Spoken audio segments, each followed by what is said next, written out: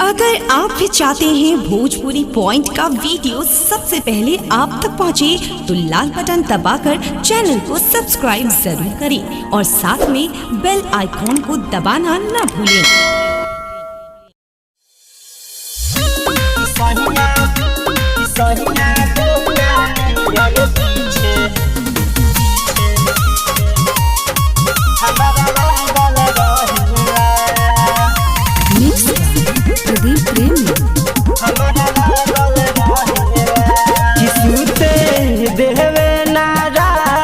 भर जागल रहेला किसूते देवे ना रात भर जागल रहेला कि सहिया बोकानियन पीछे हमरा लागल रहेला कि सहिया बोकानियन पीछे हमरा लागल रहेला।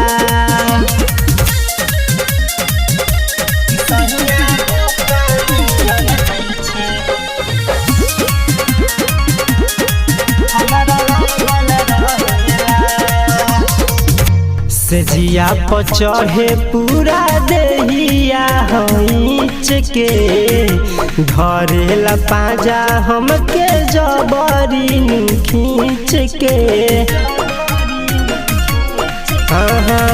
से जिया पर चढ़े पूरा देहिया होइच के धरेला पाजा हमके जबरी खींच के।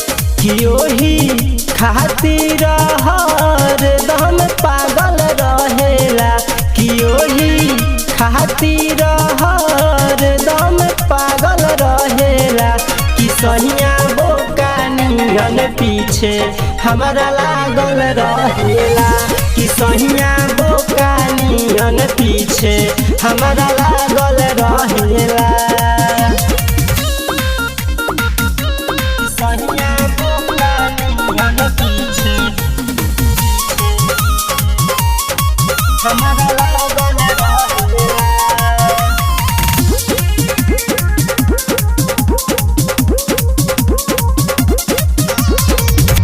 जागले जागल कोई देवेला बिहान हो देहिया में पूरा हमारा हो जाला थकान हो